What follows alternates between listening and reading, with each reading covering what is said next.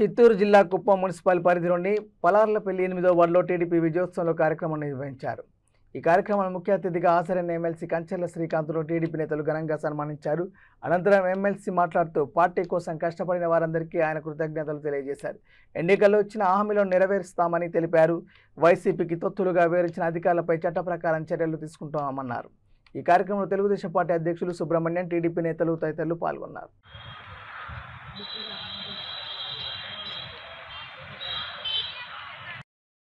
కన్నాన్ గారిని కూడా వేదిక మీద ఆహ్వానిస్తున్నాము. మిత్రుడు శాంతారాం గారు, స్టేట్ చైర్మన్ గారు కూడా దయచేసి వేదిక మీదకి రావాలని కోరి ప్రార్థిస్తా ఉన్నాము.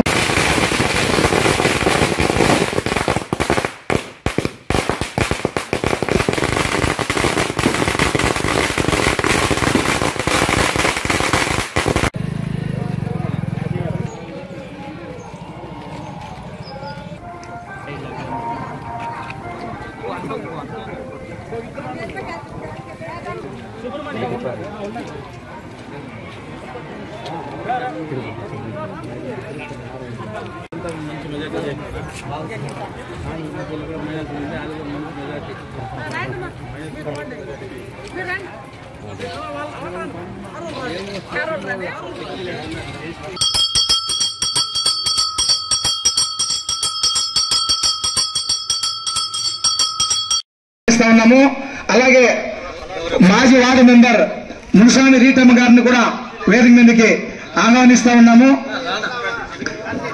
అలాగే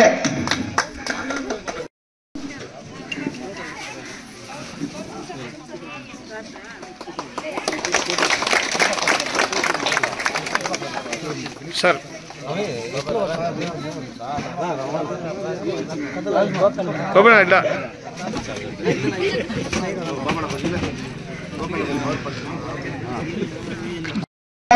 పరిపాలన చేసినారు కానీ అభివృద్ధి అనేది మాకు కానీ మా ముందు తరానికి మా పెద్దవాళ్ళకి కానీ ఏమీ చేయలేకుండా పోయినారు. సార్ ఎప్పుడైతే కుటుంబానికి అడుగు పెట్టినారో ముందు వేదిక ముందున్న పెద్దలందరినీ కూడా ఒకేసారి సన్మానం చేసేయండి. మళ్ళీ సోదరుడు రాజ్ కుమార్ చెప్పినట్టు 13 లక్షల కోట్లు అప్పు జగన్మోహన్ రెడ్డి చేసింది. అవన్నీ కూడా ప్రజలు గమనించారు. ఏ రకంగా ఈ రాష్ట్రాన్ని దోచుకున్నారు, ఏ రకంగా అప్పుల పాలు చేశారు. నేను ఎవరికేదో బటన్ నొక్కారని చెప్పి 10 రూపాయలకి 100 రూపాయలు మన దగ్గర నుంచి లాక్కుంటున్నారు.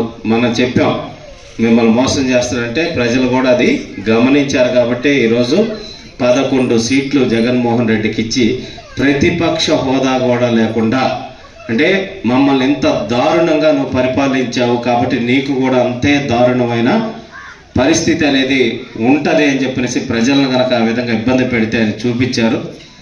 కాబట్టి ఎవరైతే అధికార పార్టీ అండ చూసుకొని రెచ్చిపోయిన సంఘమిత్రులు కావచ్చు, ఇంకా ఇతర వాళ్ళందరూ వైసీపీ నాయకులు కావచ్చు, ఇతర అధికారులు కావచ్చు, అంగన్వాడీ వాళ్ళు కావచ్చు, అందరి లిస్టు కూడా గ్రామస్తులు మాకు ఇవ్వడం జరిగింది. వాళ్ళందరి మీద కూడా ఇమ్మీడియట్ గా యాక్షన్ తీసుకొని దానికి సంబంధించి ఎవరైతే వాళ్ళ ఉద్యోగ ధర్మాన్ని మించి ప్రవర్తించి వైసీపీ నాయకులతో అంటగాగి ప్రవర్తించారో వాళ్ళందరి మీద చట్టపరమైన చర్యలు తీసుకొని ఖచ్చితంగా మన వాళ్ళందరికీ కూడా న్యాయం చేస్తామని చెప్పని కూడా తెలియజేస్తాం. ఎవరైతే వాళ్ళ వల్ల బాధపడ్డారో వాళ్ళందరూ కూడా న్యాయం చేసే బాధ్యత కూడా ఇక్కడ వేదిక మీద ఉన్న మేమందరం తీసుకుంటాం.